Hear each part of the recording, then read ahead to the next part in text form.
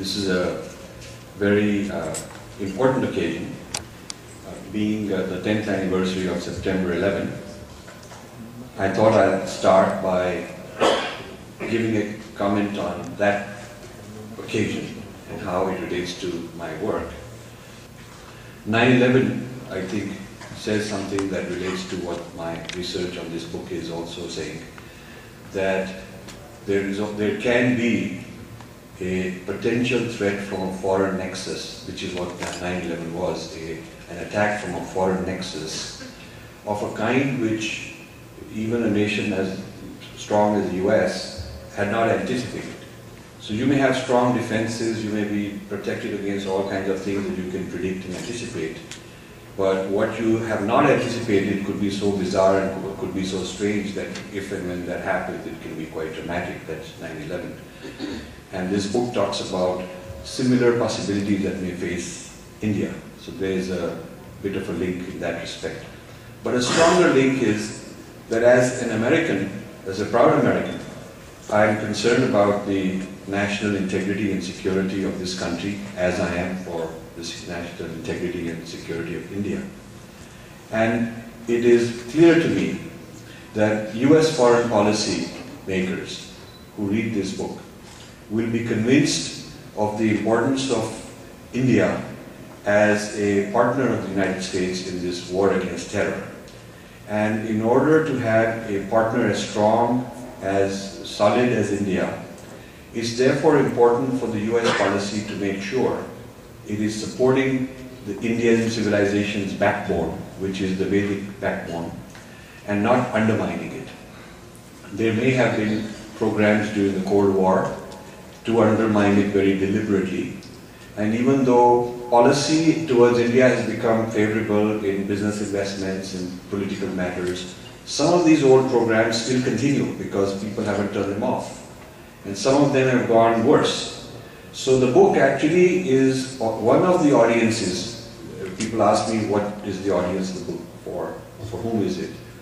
And there's many people for whom it is. And one of the audiences I would like, I have not yet managed to get it into their hands, but one of the audiences I would very much like is the US policymakers, who need to understand that any program from the West which may undermine India, be it radical conversions, be it interventions under various garbs, will in fact undermine an ally, and that's the wrong thing to do. And the book is about three nexuses, foreign nexuses that are threatening India in different ways, are not always very explicitly and overtly, sometimes they are, but also by appropriating Indian minorities to become sort of loyal to them and work against India while remaining in India and being Indian. And that's very insidious. It's a very insidious kind of undermining. I discuss a nexus of radical Islam that would like to create what they have called Mughalistan, which would be from Afghanistan to Bangladesh, further on, all the way through North India, a recreation of the old Mughal Empire. This kind of a nexus is there. That's what the head of the Mullah Omar, Taliban head, once made a speech saying that the end game is to put their flag on the Red Fort of Delhi. That was their end game. And they have, as we keep finding more and more India-based assets, and so it is an issue that we have to always be cognizant of. There is also a nexus from China, because they have a very strong influence via Nepal to Maoists all over India now. And this nexus of China-inspired and politically kind of ideologically inspired Maoist movements is a nexus that can undermine India. And the third nexus is West-sponsored and inspired and managed and funded missionary work and leftist work that is based on the approach towards human rights, which undermines the integrity of India. So these are the three nexuses that the book talks about. But in the American context, the primary nexus is the third one. And I feel that there is a bit of a schizophrenic or contradictory policy on the part of the US, which the book tries to bring out and try to make policymakers reflect on it and change it. On the one hand, India is a friend, as I mentioned, many dimensions. And on the other hand, this particular type of activity continues. And of course the government can say, we are not doing it, there are private people doing it, and there are human rights people doing it, but the point is the government knows about it. The government, in fact, the US government in many ways indirectly encourages this sort of thing. And my thesis is that this is bad US foreign policy, and I make this claim as an American wanting US policy to be good for the United States.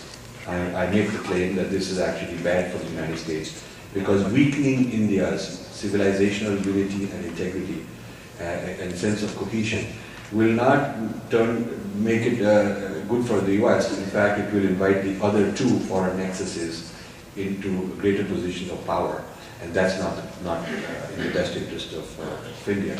When I say breaking India, what is being broken that I refer to is a unified sense of history. What is being broken is the sampradayas, the paramparas, the sense of continuity, that we are one. With all the diversity, we are unified. We have the tirthas, we have the sacred geography with mountains and rivers. The sense that we have a collective destiny and we are together for a long time. Breaking down the symbols, disabusing some of the spiritual traditions has become more than just a pastime for certain people in the academy, some think tanks, certainly some churches. And so the breaking down I'm talking about is breaking the psychological sense of unity. And once people have lost that psychological sense of unity, then they're not as unified in defending it, as strongly committed to fighting for it. The sense of identity can be broken. I'm showing that many strange identities have been created, which are small, tiny minority identities, and they are made to fight each other and against the nation. So these sub-identities or fragmented identities are also a threat to the nation. And many instances exist where the first breakdown of a nation is psychological, sense of history, sense of unity, and then the physical violence and separatism can be triggered out of that. Once the youth are convinced that my problems are because of all the others who are not like me, and I have to fight them, and my problems are because their ancestors have always oppressed my ancestors, this kind of a negative history, it breeds a sense of violence, or it makes it easy to sort of slip into something that is not unifying for the nation. So that's the sense of breaking India that I'm talking about. And this can turn into a physical breakdown. It can turn into a geopolitical, physical, military kind of activity if it is not contained. Today, a very large number of districts in India have some insurrection, some separatist movement, some militant movement, and it's bringing down the GDP of India by some percent. And if you look at the effect, cumulative effect of bringing down the GDP of a country by 2-3% over 60 years, 70 years, it is a huge amount. I mean, the compound effect of 1 or 2% over 50, 60 years means that our GDP could have been double, triple if we didn't have that 2% loss due to the internal fragmentation. So just because we kept the country together doesn't mean that the problem is not serious.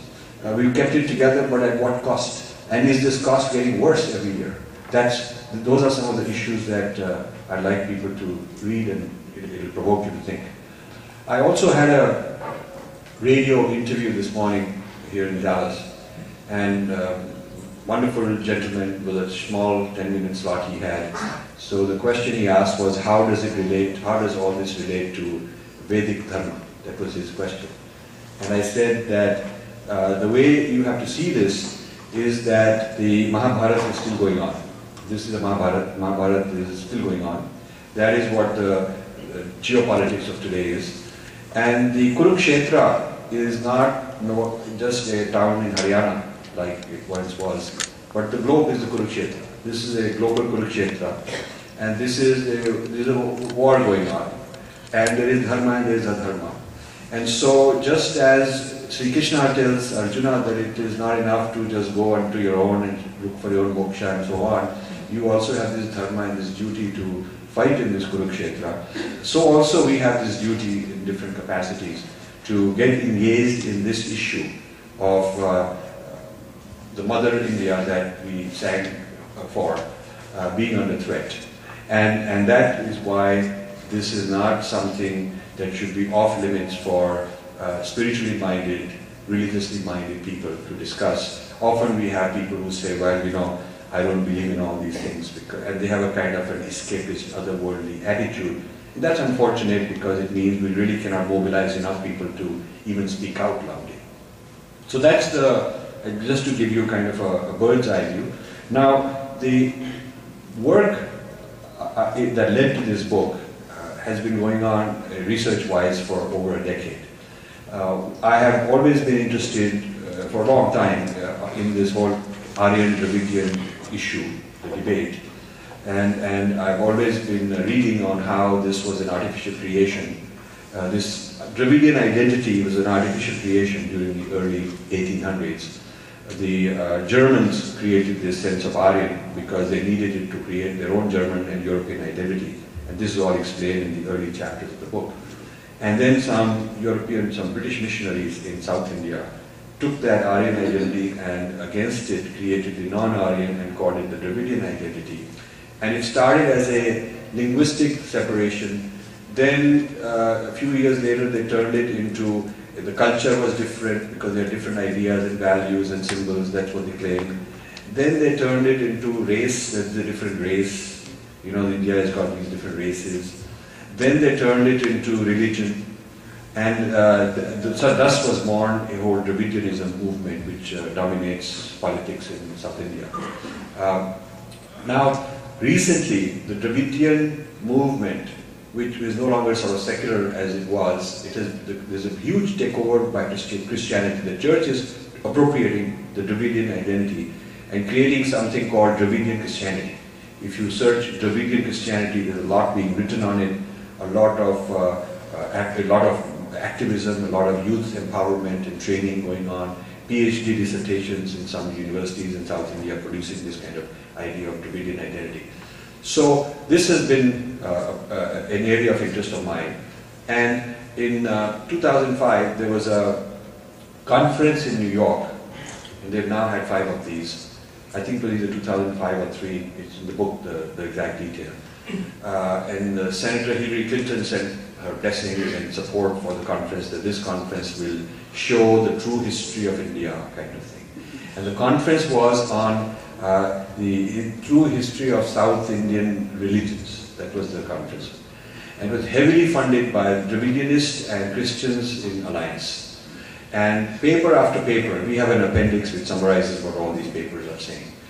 Paper after paper was trying to show that the Tirukural and the Shaiva Siddhanta, which are the 2 great Tamil classics, are actually after Christ, after Jesus' period, and they're heavily influenced with Christianity. And then the argument was made that they're actually St. Thomas comes and he creates these, or he dictates Jesus' teachings, and the Tamilians are not bright enough to get it properly, so they distort it, and that becomes the Tamil classics. So in other words, the Tamil classics, according to this thesis, are kind of a degraded version of Christianity. Of course, this means that you might as well purify that Christianity and get the real stuff. That is the message that they're trying to convey.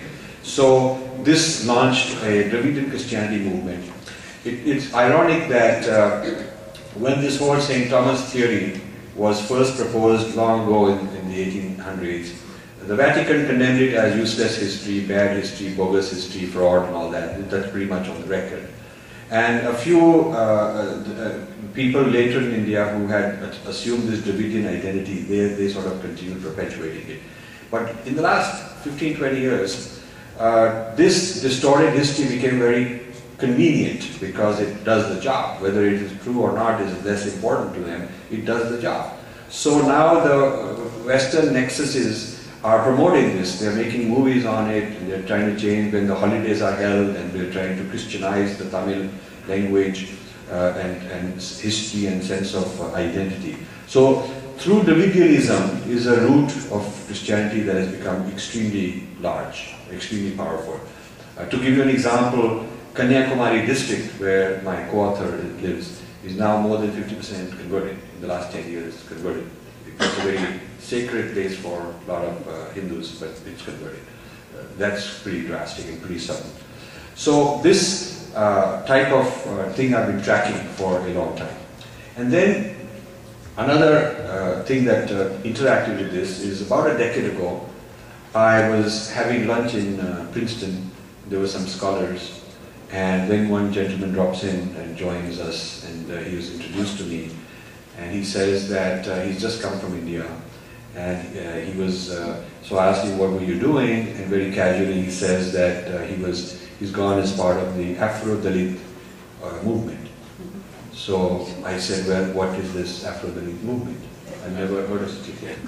So he said, oh, Afro-Dalit movement, you know, we are teaching the history of the Dalits, that they are actually blacks, and the non-Dalits are the whites, and the white-black slavery experience of the United States can be used to interpret their slavery experience in India.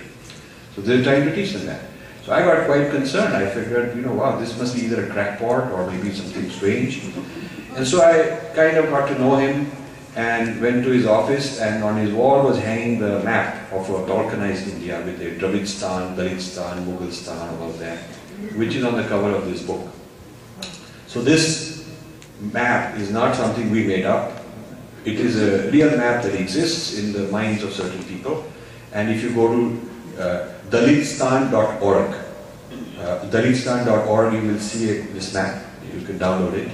And this guy had it on his wall. So in fact, the map, I wanted this map on the book because that's trying to highlight what this story is about. And just a short while before the book was to come out, the publisher calls me very panicked that, you know, this map might create trouble, legal department has to clear it, they're having problems.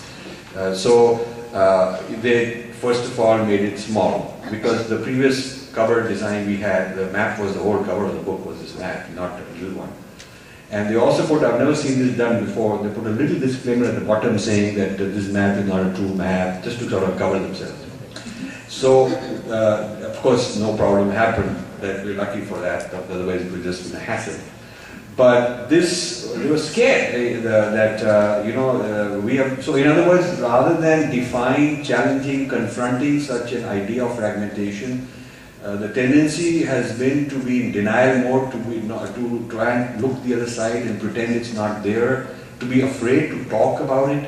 It's like, you know, if we are scared so much that we don't even want to face the issue, we don't even want to admit the issue. That's the kind of psychology I found among the publishers in India. So I insisted that, you know, you've got to put the map on the cover. They put a little smaller one, but at least they put it. And when you get the book, you will see this, what this map is saying. And when you go to Dalistan.org, you can download it for yourself. So you can imagine, more than a decade ago, what kind of an impact it must have had on me to discover all this. So I decided I better find out more, you know, who are these people? Why are they, who's sending them to India? What are they doing? Who funds it? What's their game plan? So through this guy, he was very nice. You know, a lot of them are very innocently sucked into this. They're not necessarily vicious people. There's some people who have got a game plan, but a lot of naive people get sucked into these things. So he was telling me that so-and-so organizes it and the names of various institutions here and there. So I would keep following up on who's who, and then I would try to discover various organizations. And then I found who else supports this Afro-Dalit concept. And they tend to be the same people who are also supporting Christian Dravidianism.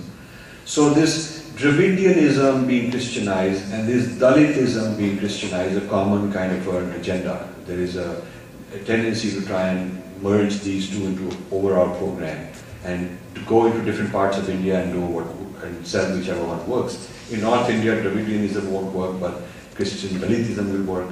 In Tamil Nadu, Christian Dravidianism works. So they try to do whatever works, but there's an overarching, cohesive view of all this. Now, in discovering, I wanted to follow the money trail of these organizations, because in the US there is not only a Freedom of Information Act, but if you are a non-profit registered, then there is a requirement that a common citizen can ask for disclosure, and you have to disclose your things. And there is also something called guidestar.com, which you may not know about. Guidestar.com is a site where, if you're a member, you can look up any non-profit organization's filings, IRS filings, that tell you where the money comes from, where the money goes. And so I started doing a lot of investigative work. Following the money trail, I wanted to look for who are the organizations sending large amounts of money to India. And then I wanted to get some help in India. I hired some people there to go around to the village areas and see what do they do with this money. And this way, linking the US as a source of money and source of ideology, training, political championing, lobbying, and the places in India which are carrying out the work. And I try to connect the two and make the whole thesis. I went to several international events where these strategies were being discussed. Either myself or someone else would represent me. And in India, since I don't know Tamil, I got some people to go and get into these events and bring back their leaflets, translate them, send them to me. So I could get some real empirical research data which we can substantiate. The conclusion we reached is that there is a global nexus with headquarters outside India and operating branches or operating NGOs within India. And these work like parent headquarters with subsidiaries. They work in the same kind of a way. The headquarters they develop the ideology, they send people for training, they with nice names like youth empowerment, women's empowerment, these kind of nice names. But the actual content of the training is what I would consider to be anti-national, because it is certainly a breaking India type of a thesis that they're teaching in terms of history and spiritual or religious identity and things of that sort. The international nexus also plays the role of protecting these activities in international circles, in the United Nations, Washington, London, Brussels. They give funding, they give them a lot of political support so that internationally this thing remains hot. They run media networks to keep circulating these stories about whatever is happening in a certain place that they want to promote and publicize. So the activities of the international nexus and the activities of the local people are, the local groups within India are coordinated. And since I come from a multinational background in my corporate days, I know how corporate headquarters does things to manipulate or manage the subsidiaries in its own, according to its own needs, while making it look like it's hands-off, autonomous, everybody has to be given freedom, but there are subtle ways to do it. So I can figure out when something of this sort is going on. Now, in the process, I started gathering a large amount of literature on such people. Often, I would write to somebody and say, oh, I am interested in your marvelous range of India activities. Can you tell me what are you doing in India? They would send me a big box of literature. So it is not like I had to go like a spy and all that. It was like you call them and say, or you join there, you can join. You join as a member, you give them $50, you join, they put you on their list. And then they keep sending you that we have this program, this youth training program, that program, and then you say, oh, I have a friend, he will join you. They'll invite him also. So it is a very open, information is very open.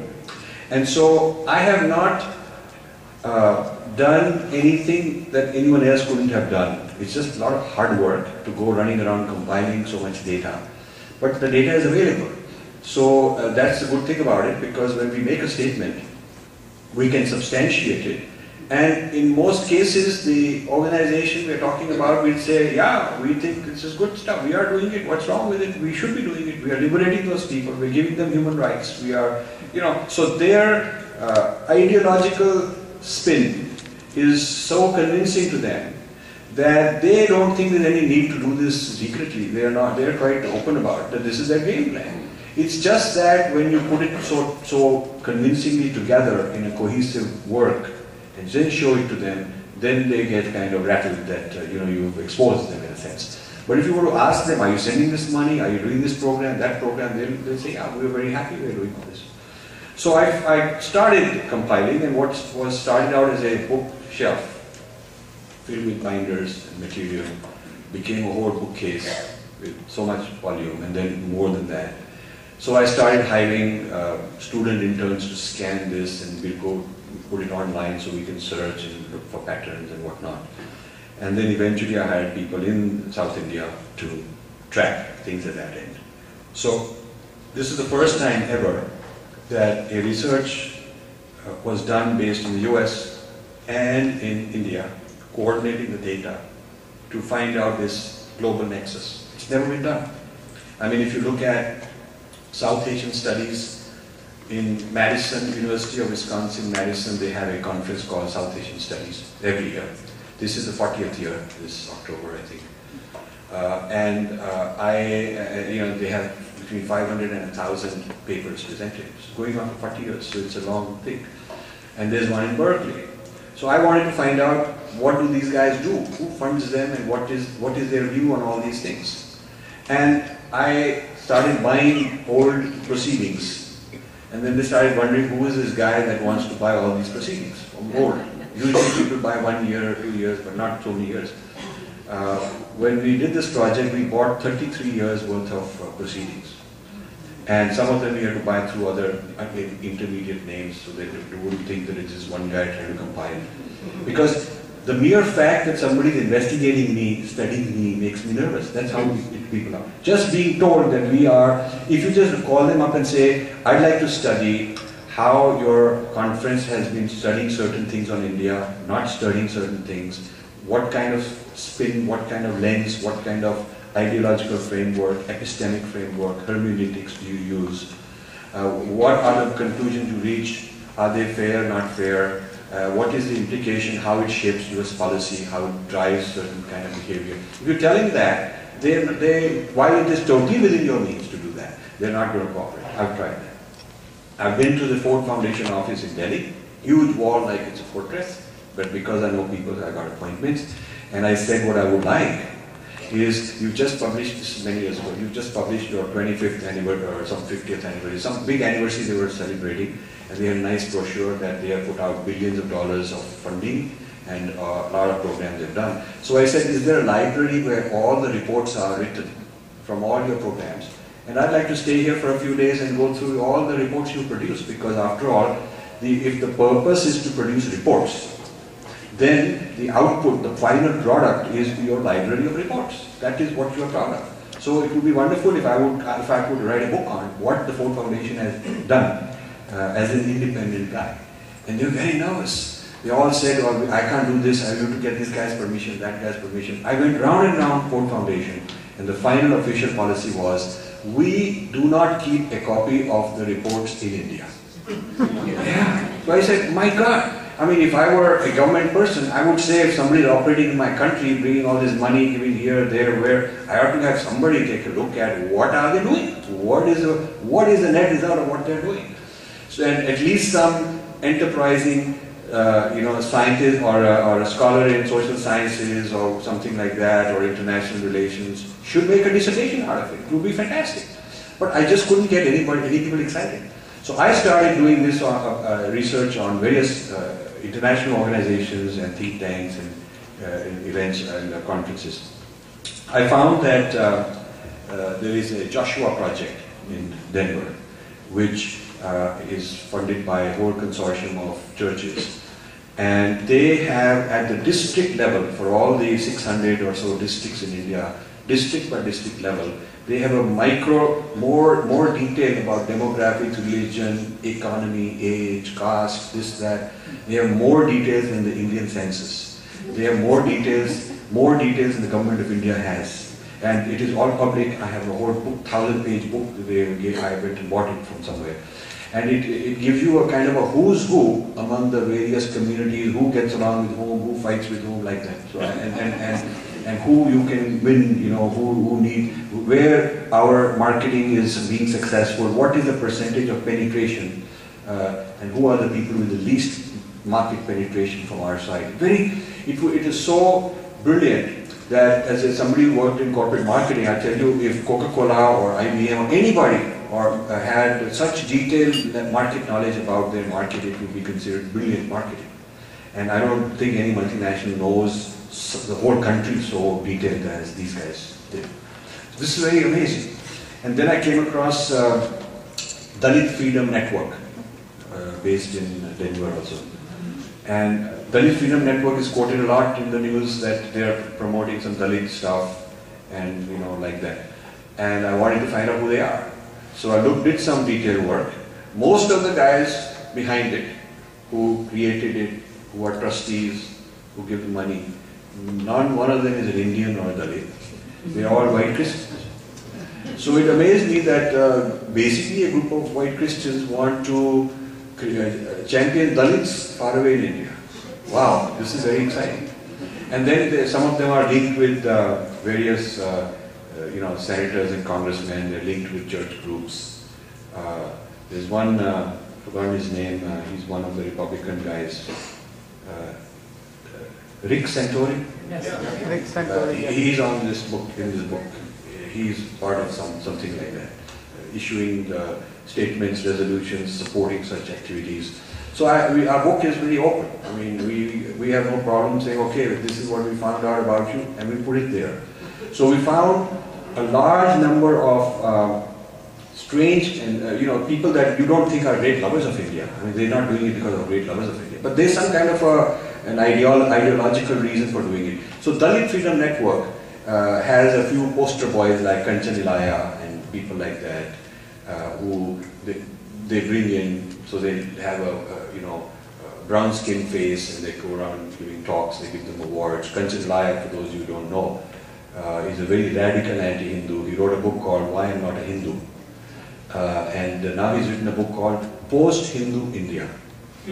Yeah. So he's predicting post-Hindu India. So what I'm telling you, some people say, "Arey Nene, you are blaming people." I'm saying, listen, the guys I'm talking about are writing books on it. You don't have to believe me. You can just see the bibliography at the end, which is 50, 60, 70 pages long bibliography. You can just go read all these stuff. We're mostly quoting what these guys are saying. We're not quoting some Hindu type sources at all, ever. We're quoting what these guys are saying. So, and in fact, it's very ironic. Kanchan Ilaya gets funded to fly around all these fancy places, give talks, gets awards. Conferences like, I remember, Asian Studies, Association of Asian Studies, very difficult for a guy like me to get in and present a paper, but Kanchan Ilaya, big shot there, being honored all the time. And many courses in the US, Introduction to Hinduism 101, reading list is Why I'm Not a Hindu by Kanchan Ilaya. The introduction. Now you would not, of course, you should have intellectual freedom, academic freedom. You should teach the opposing points of view. But when you're introducing a religion, you should introduce it based on what the people who believe in it claim.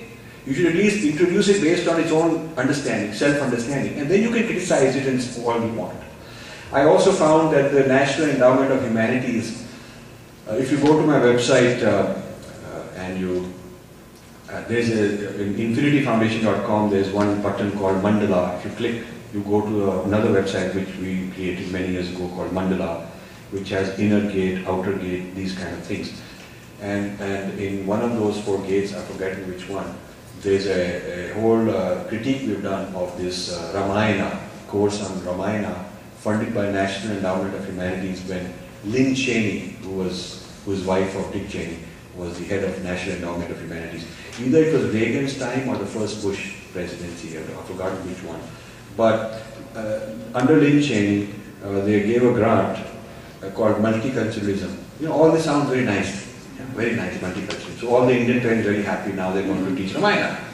Obviously, when you read the Ramayana lessons, and we've quoted from that, the whole Ramayana lesson is what we call an anti-Ram song, by Dalits, by Muslims, by women, by all the people that you are this, you're that, you're a bad guy, you're whatever, everything blamed on Ram for this. So, and this is for middle school, high school type students in this country. So this kind of material exists, and if you look at the funding mechanisms, there was one guy in the National Endowment of Humanities who was in charge of their South Asia program. I reached him, he got very angry with me. So we had this exchange. And then I put it out in some discussion list that this is what this guy is saying. So he then got more angry with me. And then later I found out that he'd become a big shot scholar in Johns Hopkins. In fact, at one point, one of the leaders in South Asian studies in Johns Hopkins. So our people don't even know who's who that we're dealing with. Recently, an Indian group from California organized some event in Washington to talk about international politics and Hinduism and India and all that. And they thought that they're inviting this guy because he's very well spoken and he speaks good Indian language and he's very polite and all that. So they're inviting this same guy. They had no background about his work. So the book is also trying to give you an introduction to who's who among such people, so that you are careful. You can refer to, you look at the index and you'll see names of people. You'll see more than 100 names of individuals and organizations that we have tracked that are part of these kind of activities. So Dalit Freedom Network then, starting in the US, they created an Indian affiliate. Then they created a British affiliate, Belgian affiliate. They have affiliates in Europe and India. And they have many events going on. So we've attended some of their events. Let's just leave it at that. We've attended some of their events. We have their resolutions, their proceedings. And they are very, very clearly on a radicalization of Dalits agenda. There's no doubt about it. Radicalization of Dalits as sort of an angry community within India who are angry at the nation, who can be sparked and energized and turned on into some direction. I found that recently they've been successful in getting some legislation through in Europe, and their next goal, within the next few months, they will start lobbying in Washington to put some bills to, and also UN. So they're trying to put India on the, as a kind of a list of countries that have this problem that can cause sanctions. And then what they really would like is that India has to get a good certificate health clearance from a certain organization, which will be run by people they have planted. So the government, the way we will be sold out, is that we'll always be at the mercy of these people, and they will in exchange want some extract something out of us. And if we don't please them and satisfy them and comply, then we could have sanctions. So this is kind of an insidious situation. Then there is a Gospel for Asia, which is a Dallas-based organization that is run by an Indian, and he's very anti-Hindu. I have a lot of his videos and all the talks he's given here and in India, and he's raised something like $35 million a year sometimes. He's raising a good deal of money, most of it going to South India. So we found that among the churches, they're not all like that. Different churches have different plans and different levels of activism in this regard. The worst that we found, the most for the problem of embarrassing India internationally and taking legal action against India, we found that the Lutheran Church, based not US one, but the one in Northern Europe, Germany and Scandinavian countries, has been the most active, the most radical. They've been organizing conferences. One was held in Thailand on India's Dalit problem. You wonder, why is Lutheran Church of Scandinavia interested in a conference in Thailand on India's Dalit problem? And they've been doing this in Europe also. So they built a 25-year plan long ago, and they're following it up. So this is different than our groups where everybody likes to put on a resolution, become very famous, get his name in the paper, and then they've forgotten about it. I have yet to see, and this is true, I have yet to see a Hindu organization where they start the meeting by reviewing the resolutions passed last time and giving a status report on where things are and holding people accountable. That if last time you made this resolution, what did you do about it? And you made that resolution, what is the progress on it? And that's how you do it in the corporate world, or in any professional organization. You don't get away by making a resolution and throwing it in the trash. You then have to act on it. So we don't act on it, but it's remarkable how well it is tracked, like really professional standard of management going on. So that is Lutheran Church. There's an appendix on that and a whole lot of articles on what the Lutheran Church is up to and how they're part of this whole thing. And then there is the US Commission on International Religious Freedom. This is a commission which was set up during, there was an act called International Religious Freedom Act signed by President Clinton. They had been arguing, the Christian right, Pat Robertson and his people have been arguing and mobilizing this act. And by religious freedom they mean force the other country to open the doors for evangelism. That is their idea of religious freedom. So this Religious Freedom Act Clinton signed, not because Clinton necessarily wanted to, but he was weak at a certain point, needed some favors from the other side, their votes for his, his bills, and they put in this on the agenda, and it wasn't a big deal, so he signed this International Religious Freedom Act. And under this act, they've set up the US Commission on International Religious Freedom. I think it's chapter 15, the whole chapter is on US government role in all these as a next part of the nexus. So this US Commission on Religious Freedom, the job is it works for the US Congress. It's a permanent commission, and it has around 12 or 15 or some number of commissioners. They're very, very powerful people because they get to decide. They can have a hearing on a particular event in a particular country or a particular allegation of accusation or bias in a certain country. And they're not accountable to anybody for how they choose this. If I were to say I want you to have a hearing on how some Christians are doing something abusive, they don't even have to answer back. But if 3 or 4 Christians write a affidavit and send it to them, they can have a whole hearing. And they have powers because they can advise the president to put the country on sanctions, economic sanctions. They have the authority to do that. And they put India on the watch list. India is on the watch list along with some countries like Cuba, North Korea, Afghanistan, lacking religious freedom. Countries that have a problem of religious freedom, don't have religious freedom. Now this is very interesting because while there are so many problems that India has that I, as an Indian, am concerned about, I never felt that lack of religious freedom is a problem for India. I felt that there is no problem of religious freedom in India. There are many other problems. So to select India as a handful of countries, put it on the watch list, is absolutely scandalous that we let this happen. So this has been the area of work which is summarized here. One of the books we used is a book by a Christian, Pradeep Ninian Thomas, I think is the name, but it's referenced here in the book, in my book, on Christian media in India. Now, they study these things. These are academic. They not only have so much activity, they have people whose job is to study, and then others' job is to evaluate it. It's very systematically done. So he is writing where they've succeeded, where they have failed. And he's writing on who are some of the heroes of this Christian infiltration into media in India, and how these heroes are recognized. We have annual meetings in different parts of the world, and the best writers who are giving a Christian spin are called from all over the world. They're given recognition, they give talks, they have workshops, they teach each other tips, how to do this job better. So there's a whole management program to manage the Christianization or the Christian spin on media in India. And in fact, a book that gives a report, and you can go to India and buy it for a few $100. I have a copy of it. So this is very open information that you can compile if you really want to do that.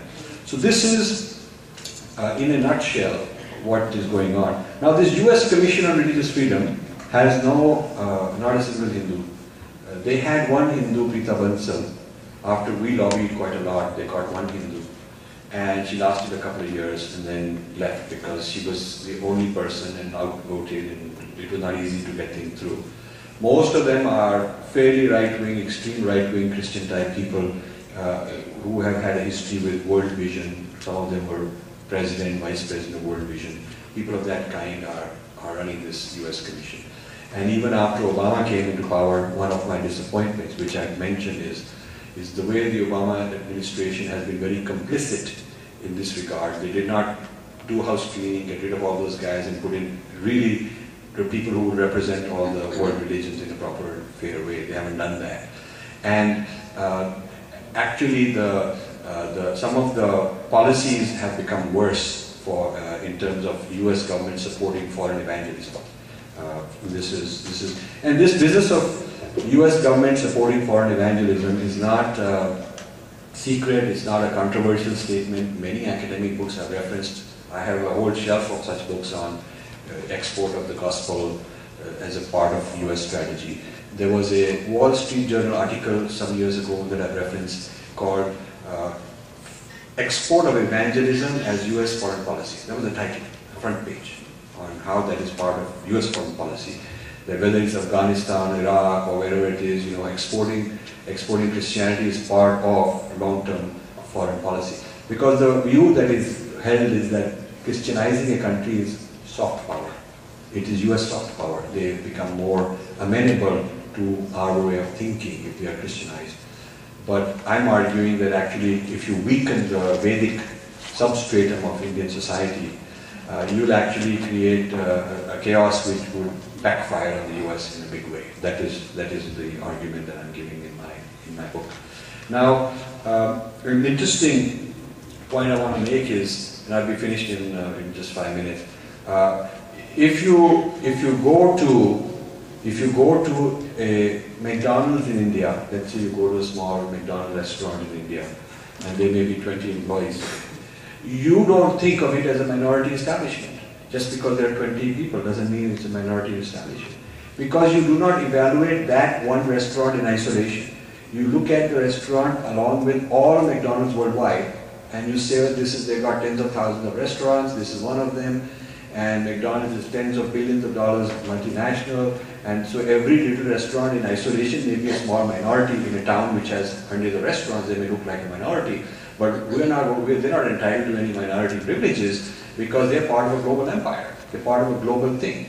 So if you use the same logic, and if in Nagaland or some other place, let's say there's a Baptist church, it may look like it's a minority by itself.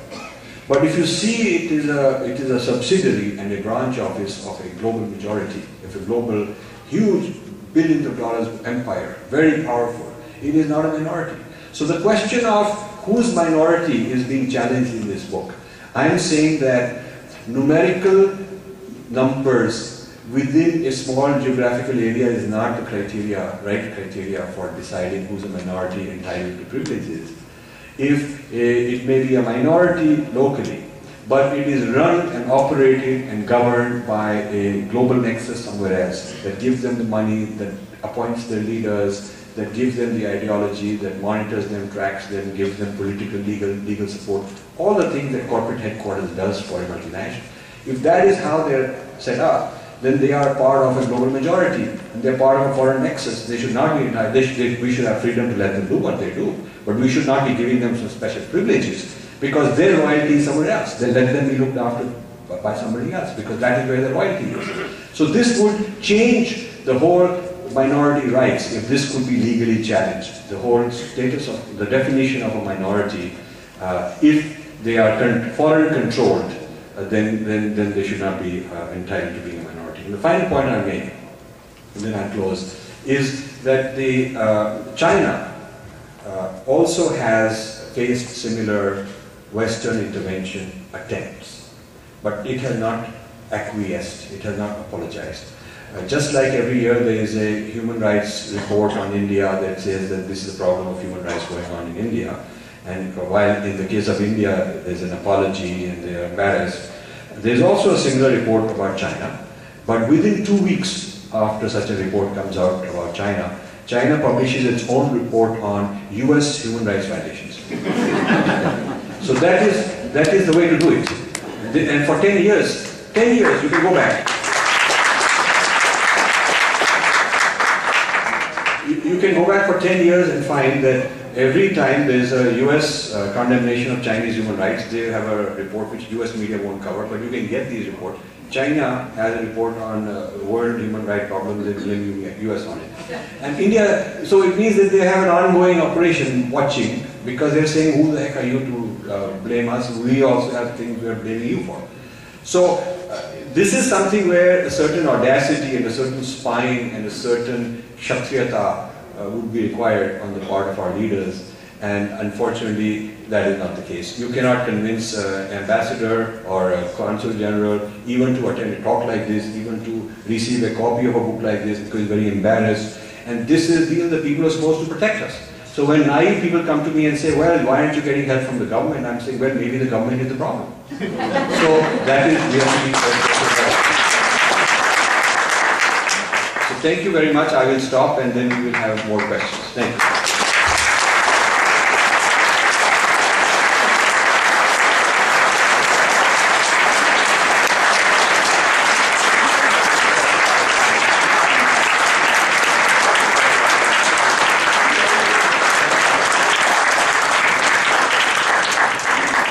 Which of the three factors you attribute to breaking India do you see as posing the greatest threat to India's unity? And how hopeful are you that we will find a positive solution to this issue? Asked by Sira Rahul. Well, in terms of which factor is the most dangerous is very difficult.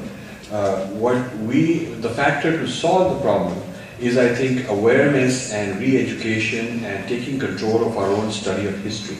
The study of history has been outsourced. So I would say that the one thing I would attack very vigorously is the knowledge industry about India studies, South Asian studies, has been so much co-opted. A large number of Indians are in it, but under the umbrella and under the influence and funding and direction of ideologies and theories which are not very sympathetic towards our tradition. So taking that over is the most important thing we have to do. Now this has been my passion for 20 years, but I have not succeeded because you want to get leaders on your side, but a lot of our leaders are themselves misinformed and uninformed and more pursuing their own personal goals out of it rather than really being committed, whether these are, you know, government or regular leaders. And then when it comes to the masses, if they were on board, then you could mobilize them to get rid of leaders. But the masses are into selfish pursuits, into, you know, who's got a big house and a car and working more money and things like that. So, and then those who do believe in the pursuit of Dharma tend to do it for themselves and do not see the bigger cause as relevant. And it's always easy to find some excuse why it's not my problem kind of thing. So I would say the solution to all our causes is greater awareness. My personal role is to spread awareness to a point where people cannot deny it anymore, people cannot be asleep anymore, and then solutions will emerge as a result of that. But I do not offer a silver bullet right now that says you just load this bullet and you'll be set. I think each of you needs to read this, read other things like it, get involved and mobilize 10 more people. If each of you could mobilize 10 more people in Houston, maybe a year from now we'll have a gathering 10 times as big. Next question to Rajiv again. How can we help influence US policy using this book? Okay, a very concrete thing you could do is there's about 150 or so US congressmen and senators who are part of the India caucus. That means they're part of trying to build relations with India and so on. Somebody could organize a gift giving of this book, get 150 copies, give it to each of them with a letter saying this is an important policy matter and we would like to hold a briefing for you and your senior staffers to understand this particular dimension of US-India relations which has not been represented properly, and what you've been hearing through your own sources in US Commission on Religious Freedom, through a lot of Dalit Freedom Network type people lobbying in Washington all the time, is one-sided, and you need to hear, in the spirit of democracy and freedom, you need to hear the other side. So if you were to gather in a room of this sort in Washington, and we do a seminar, and they give them each a copy, and give them some summary versions and some PowerPoints. I have 100 slides, PowerPoint slides that I can present at a workshop also. I've done that. So if we can organize policy makers to be listeners, some percent of them will be moved. Some of them are actually pro-India, but no Indian government has had the courage, because in the name of secularism, the government is so confused. They think that secularism means you cannot represent Indian civilization. This is tragedy. I was called to co-fund and sponsor a Sanskrit conference in Thailand in 2005 because the Indian government, at that time actually BJP was there or just lost or whatever, it was around that time. The Indian government would not fund a Sanskrit conference, where the Crown Princess of Thailand wanted to start a Sanskrit college, started launching a Sanskrit journal, and thought the Indian government would be so happy because they thought India is their mother civilization. But India said, we are secular, we don't believe in all these things. This is an attitude. So this is why this side of the story and this argument and these cases have not been represented by us. But the Americans are not the ones to blame. The policymakers are many of them very open-minded. If I sit down with one of them and explain it one-on-one, like this young gentleman, on how this kind of a thing is also breaking America, a lot of people are on our side. But we have not done a much good job of educating them. So I am convinced if we could get the India caucus type people and other learned Americans, you know, like the former ambassadors and people like that who worked helping India various ways, if we would get them use this, and Americans like a well-researched, well-documented, well-referenced work. This is you know, every bill is huge because they want all their backup. And people go with op-eds, two-page blogs, 3-page petitions. It's taken very trivially. So the book offers an opportunity to make major impact in Washington. I agree.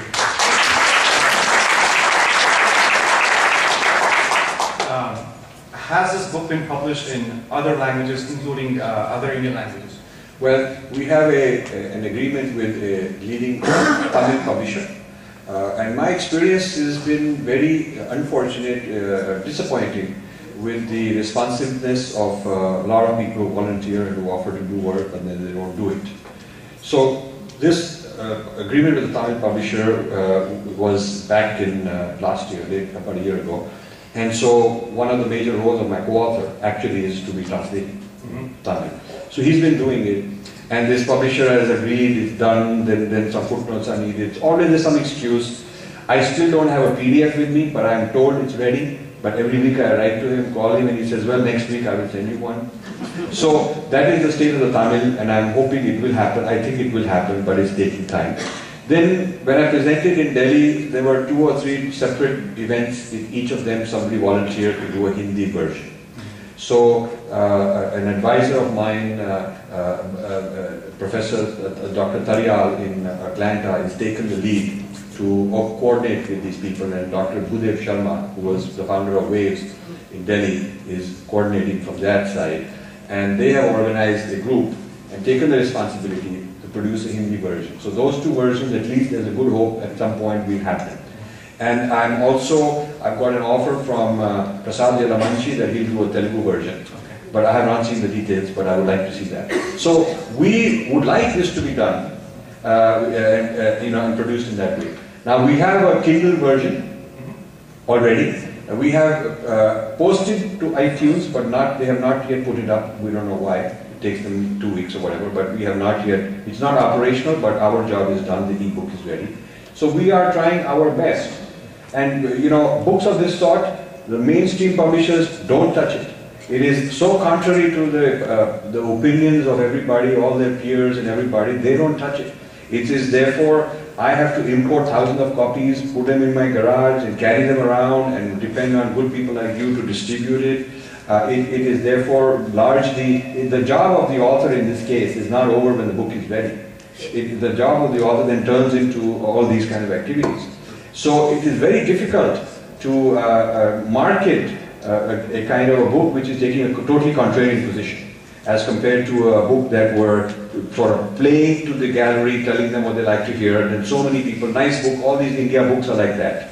None of them, I would one day write a book where I take on Shashi Tharoor and Pawan Gupta and Amartya Sen and Sunil Khilnani, all these guys, India books, exceedingly shallow in terms of their knowledge of Indian civilization. Their idea of India is, it starts with the Mughals, who bring in, sitar and tabla and chicken tikka and all that.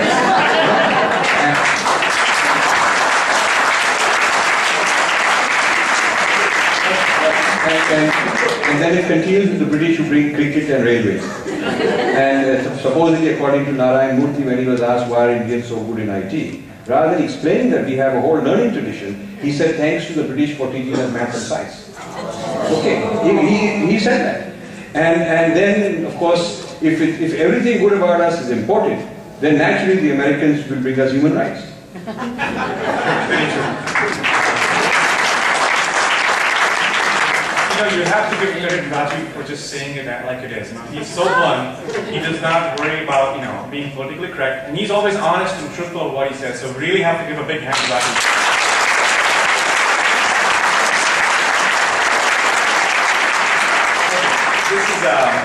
This is a devil's advocate question. It says, evangelicals are reacting to the conversion of Americans to Hinduism by ISKCON and other organizations. What is your response to this? Okay, I think there is at one level there seems to be a parallel, but it is not a parallel. A deeper understanding of what is different between Dharma and the Abrahamic religions is the topic of my next book. And you have a flyer there. In fact, it addresses Dr. Menon's why question. Why? It addresses that question in that book. And I want to, in fact, invite you to have a webinar with me where we converse on my next book. But that's the next book. As far as a straightforward answer to this question is concerned, there is a difference in the conversion process, conversion logic, conversion in the whole circumstance. The American is not a poor person who is being told we'll save you with the Hinduism if you get, we'll give you food or medical treatment or get your kid into college, and in exchange for something which is very material and practical that you are otherwise not able to get, a condition is that you get into ISKCON. It is not done with inducement and pressure, and 90% or more of conversion in India is done under duress, which should be declared unlawful. And Secondly, ISKCON is not part of a nexus involving Indian government, church, Indian temples, various think tanks, and a huge amount of power structure and the academics. It is not. It is just an organization by itself. But the Lutheran Church is a part of some of these Scandinavian government organizations. They give funding to them. The taxpayer money, part of it goes to the church in some of these countries. Now people think that the Christianity has gone down in Europe. For domestic consumption, yes, it has gone down, but its export has accelerated. In fact, you should never accept, when they say, don't worry, they're not Christian anymore, you should say they're not Christian anymore in terms of what they practice, but it is a form of soft power, international projection of your soft power via religion, which is a very important point Dr. Menon made. That religion becomes the alter ego, it becomes the second face of a country if its religion gets exported. So when people become Muslim and they're pointing towards Makkah, then it is Saudi soft power. And the Roman Empire never ended, it became the Vatican. Because it is a Romanized, it is without military politics and all that, it is ideologically, is their wavelength. The Vatican appoints every bishop in India. Every bishop in the Catholic Church is appointee of the Vatican, they can hire fire. If you're running a multinational and headquarters gets to appoint every subsidiary head, it's called a controlled foreign corporation because its control lies through that. So how can the Vatican be, the bishop in India be declared as an Indian minority when his loyalty and his appointment comes from a foreign sovereign state? The Vatican is not even only a religion, it is also a member of the United Nations as a sovereign state. So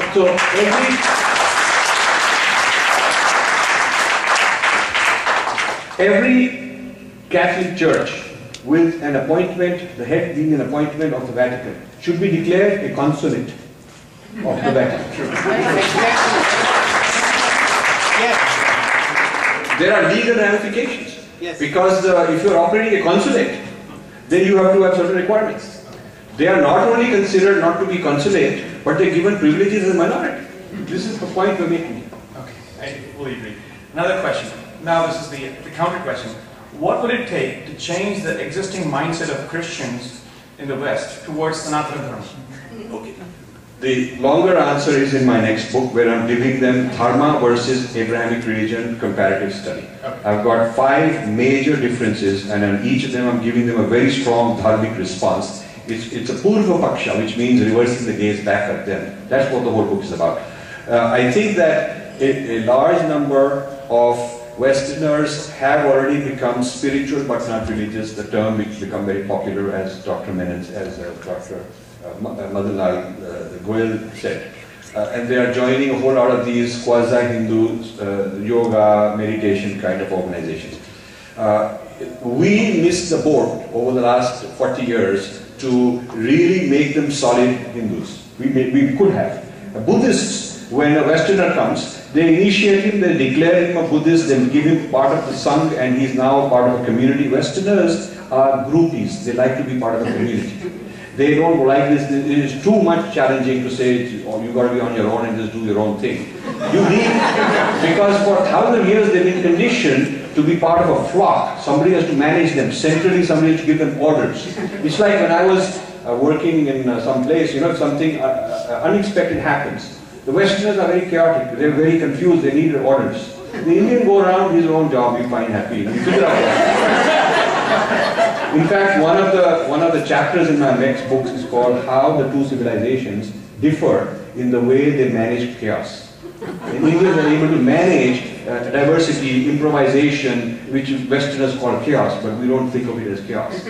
So comfort with all that. So when you look at the West, they are a congregation-oriented, a group-oriented, a corporate-oriented, an institutionalized-oriented mindset because they've been brainwashed for thousands of years that that's the only way. So long-term yoga can give them freedom from this kind of collectivity, long-term.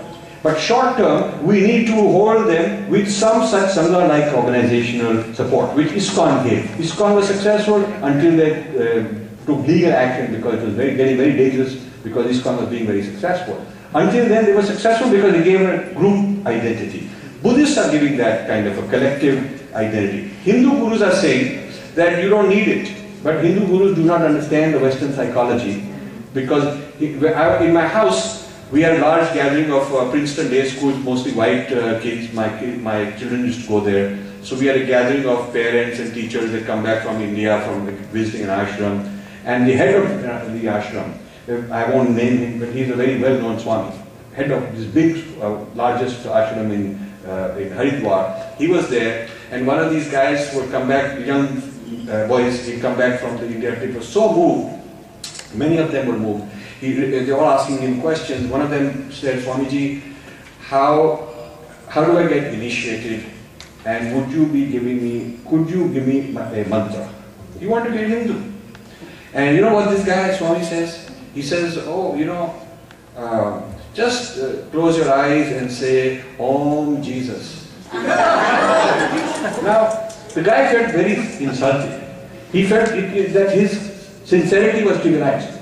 And little did this foolish Swami know that this guy is actually a Jew, and the last thing you tell a Jew is Om Jesus. So I think it is the naivete. We have a tradition called Purva Paksha, you study the others. But we should have been doing, our leaders should have been doing Purva Paksha of Christianity and Western thought and Western history and Western philosophy, and they would not be so naive in dealing with Westerners. Westerners came begging, craving to be included in the 60s and 70s.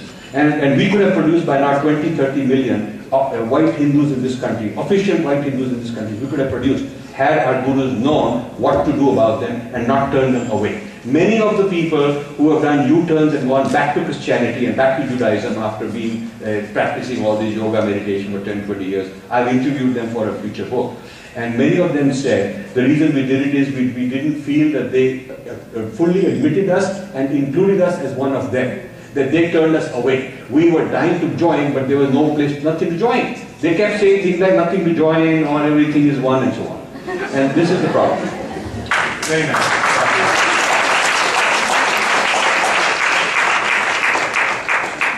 I have good news for you. I have been told that the Q&A session has been opened up to further in another 30 minutes extra, because there's just so many things that Rajiv will bring forth to this incisive analysis.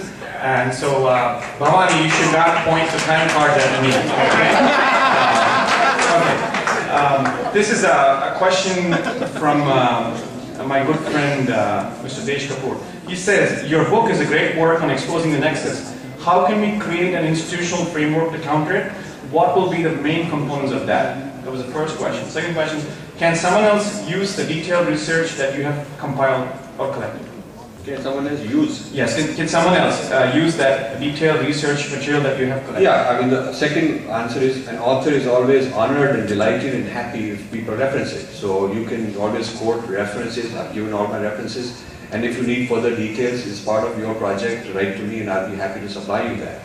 As far as the first question is concerned, an institutional mechanism, first we need to take control of India studies. We need to take control of India studies institutionally, which means like the US State Department has a funding called Title VI, under which they fund South Asia studies. There are about 35 colleges which are funded to be part of South Asia studies. In India, there is no India Studies program with a strategic vision, or America Studies program, or Pakistan Studies program. We just don't have that international studies mindset in our education. So we're not producing the next generation of scholars who can be counted upon for this kind of research. So we need a whole HRD transformation to create a very nation-oriented, nation-building curriculum which looks from an Indian point of view to the whole world, including India itself. So this is what we need. I've been told by JK that we don't have an extra 30 minutes, we have an extra 10 minutes. Well, thank you. Much better, we'll fly. This is a question by Pradeep Parekh, again to Rajiv. He says the US Constitution mandates the separation of church and state and prohibits establishment of religion. Thus, is not the US government in violation of the Constitution when it devotes so much resources to promotion of Christianity abroad, especially in India? If yes, can this be reversed with a lawsuit in the US courts? I think this would be a good lawsuit to test to get some people on your side who are there's a lot of American groups on the left who are against this government role in Christianity. The mechanism they are using is two mechanisms. One is called faith-based initiative, which Bush started, and unfortunately Obama has expanded. Bush started this business that government, rather than providing social services to poor people, will give the money to the church and let them do it, which of course gives them power, those guys power. And this was debated and argued, a lot of opposition, but it went through. And that is the law. And what Obama has done, in a nutshell, is to globalize it, and now there's faith-based initiatives which are being done via religious organizations, which basically means mainly Christianity, to foreign countries. So now the US government, if it wants to do humanitarian aid somewhere, it can either do directly, or the USAID organization, which gets all this money to give, will then give it to another NGO, which is a church-related NGO. Second deterrent to all this is, to a lawsuit, is that they operate through NGOs which are hard to nail down. It's very difficult to say that this is part of the Lutheran Parivar. It is very hard to say that. Or it is hard to say this is part of the Vatican Parivar, this particular NGO. Because, they will put all their padres and all their theologians, those guys there, but those guys will say we start our own NGO, we're doing our own work, like that. The burden of proof requires a lot of field work. You've got to go with cameras, you've got to go with to show their nexus and how they're relating. We have done a very big beginning. But as TRN said, it will take 100 dissertations, 100 PhDs to do more research on these things to really complete the whole picture. We've opened this door, but more people have to get in. So if a lot of data is gathered, I think there can be and should be litigation that the US is violating this by going overseas. Now their response will be a buzzword called human rights. They say that, the biggest people pushing through the legislation of human rights for the last 100 years for US intervention overseas has been the church. I've got several books on American history written by American historians, well-known historians, on the history of the church getting involved in the name of religious freedom and labor rights and human rights and whatnot. They pick issues, whether it is child labor, whether it is the role of women, whether it is to help these people or those people. They pick issues after looking at what's the potential for evangelizing worldwide using that issue. So they pick a social issue, then they brand it, they do a lot of research for many years and they lobby to get it as part of a human rights. So US response typically would be that, look, we are giving some faith-based initiative through independent NGOs, and we don't know if they're part of the church or not, but we are not aware of it, and we are doing human rights intervention because it's good for human rights, and if that intervention is helping out the church, we don't know about it. I talked to the Indian, whom I named in the book, but don't want to now, who was representing Hinduism, so to speak, supposedly, in this Obama administration on this issue. And I really take her to task in this book for being complicit on this. And her response was that, I can't do anything because they are saying that, since we don't have proof that it is being misused. So the burden of proof given to us is very high. But the burden of proof for others to accuse Hinduism is very low.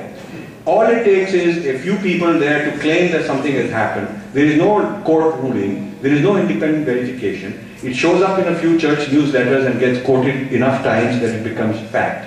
And then it comes to the US Congress and it is taken as fact. So much of the evidence that the US Congress has relied on in the Commission report is unsubstantiated and uncorroborated, we point out in this book. Excellent.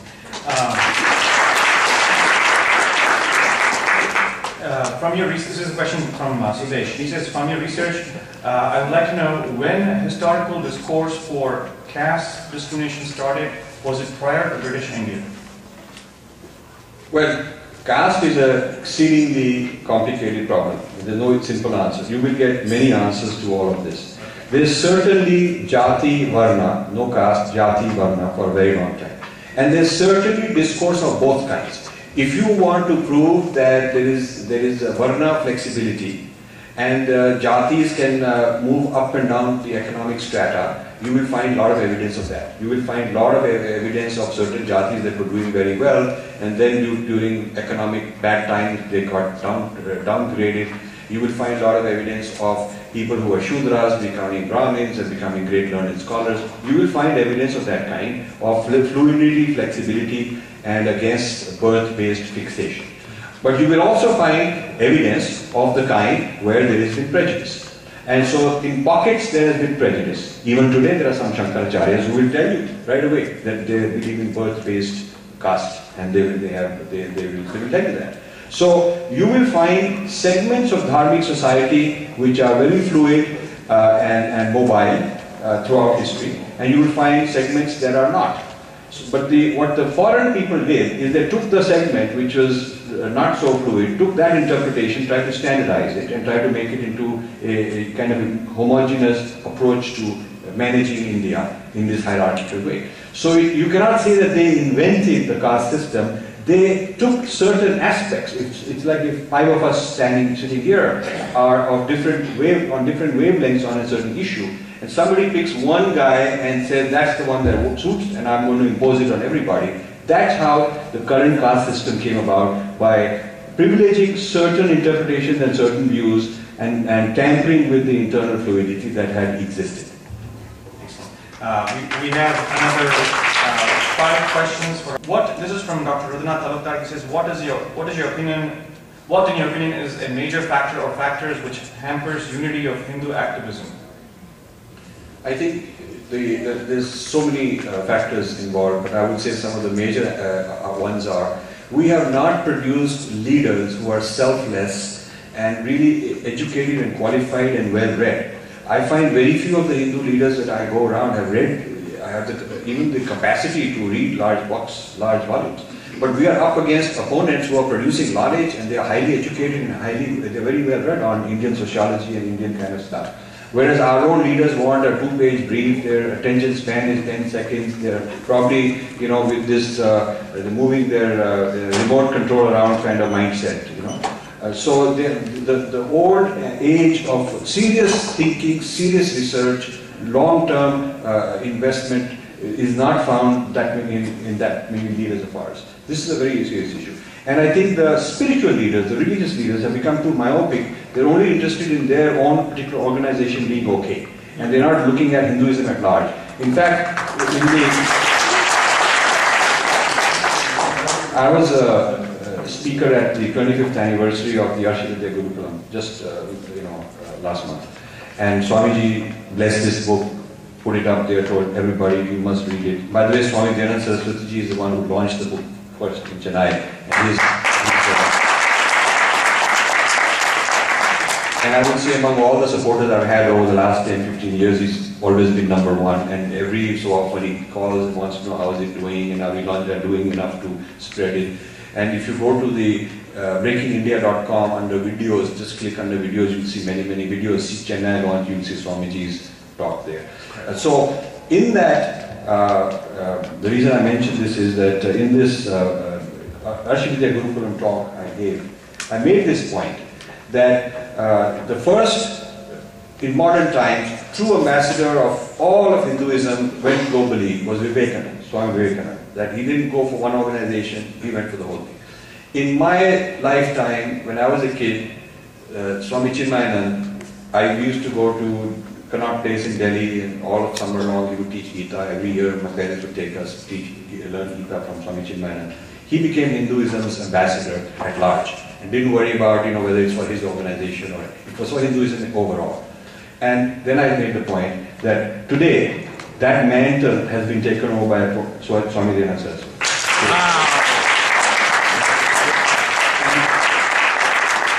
And this task is very difficult because a lot of Swamis don't want to be part of this. A lot of them, they look at, okay, how are my numbers, what's my bottom line, am I doing fine? And, they're doing that. A lot of Hindu mandir organizations don't want this discussion.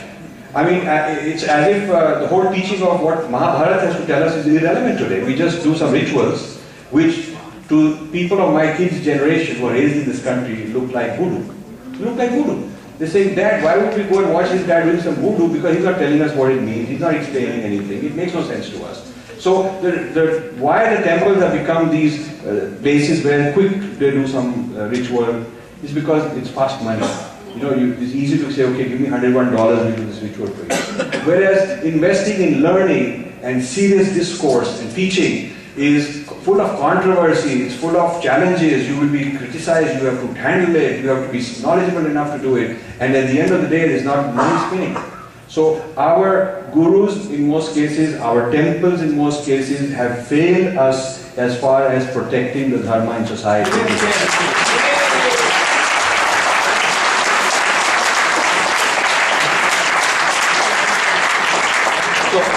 So if I may, what we need is a consumer revolt, which means the public is the one who gives the money. If they are the consumers, and like Gandhi was one of the pioneers of consumer revolt, saying, okay, we won't buy their cloth, we make our own. So it's the consumer, the public, who go to a temple, who have to start demanding that we want knowledge from you, we want discourse from you, we want to know about the international Kurukshetra of our tradition and what is our Purva Paksha of Christianity and of Enlightenment tradition and Marxism. We need to know that. This ties in with another question from Dr. Priya Balakrishnan. She says, does the response to these threats have to be a collective effort or an individualistic effort? And are there bad consequences to an organized collective response? And is the individualism of the Hindus due to Advaita? Well, firstly, the individualism due to Advaita is misunderstood. Arjuna is told to go fight. There would be no Mahabharata if he were told that you have to pursue your own moksha and don't worry about all this, it's all mithya. This is a very common misunderstanding of Vedanta. That Vedanta tells you to run away, tells you to escape because after all it's all mithya. I had a doctor telling me all that, so I said, instead of when you are required to give 10 milligrams, if you give 100 milligrams, what's wrong? It's only shunya. So he says, no, it could kill the guy. I said, okay, but whether he's dead or alive, it's the same, it's all mithya. Why am I not? So he said that could have consequences, I could be sued, I could end up in jail. I said, whether you are jail or free, it's the same. So this business about Advaita teaches us not to be organized is not true. This is again a foreign intervention. I have not written in this book, but I am writing on this. That the interpretation of Vedanta equals kind of escapism, non-action, running away, too much nivritti mark. This kind of emphasis has been encouraged during colonial times because it could be looked at as clean Hinduism. Whereas a lot of other things were so un-Abrahamic and couldn't be accepted by the Abrahamic people, especially Tantra, for example, or anything that has to embody the body. That they had to, Hindus started realizing that in order to survive, as a survival strategy, we dish out the kind of Hinduism they'll accept, which is colonization. You get colonized when you accept the colonizer's model of who you are. So this escapist Vedanta came out of that. But prior to that, if you look at the Hindu kings, how they were ruling, there were Kshatriya kings for a long time. If you look at the Harappan civilization, we have books on ancient Indian history of science and technology. We have a few volumes left.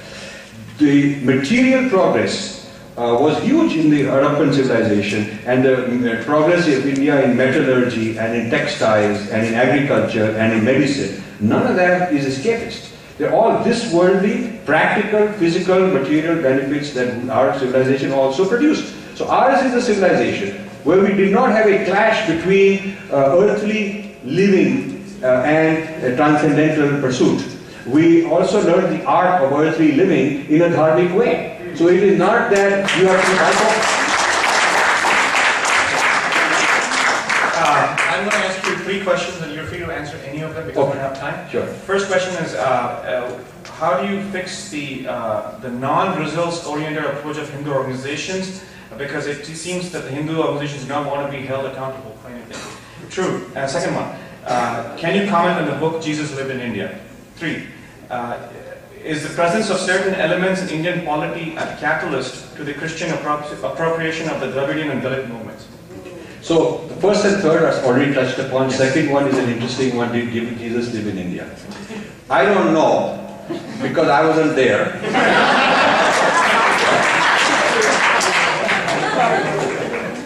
But the proposition is dangerous for Hindus. It is dangerous for Hindus and it is being sneaked in and promoted by a lot of Hindus because it allows the Hindu one more excuse not to have any distinctiveness of identity. He can say, but you know, if I convert, Jesus is also one of us who, you know. It is one more way to bring down the barrier of difference so that it's easy to bridge the bridge and convert people. Like they have, this is called enculturation. So they have these church people going around in saffron, barefoot, wearing malas, doing arti to Jesus, and giving prasad from Mother Mary. This is all going on in India. And a lot of Hindus are so confused, including some of the gurus are saying it's the same thing. I get good mala, and it is Mary Devi, and I get prasad. So to use Hindu symbols and similarities and familiarities and so on, it's called the gospel of Jesus inside with the Hindu coating and the Indian culture outside. That is how it is being marketed. So this business of Jesus as Devata, as Jesus as a yogi, become very common and very fashionable for Indians also to talk about.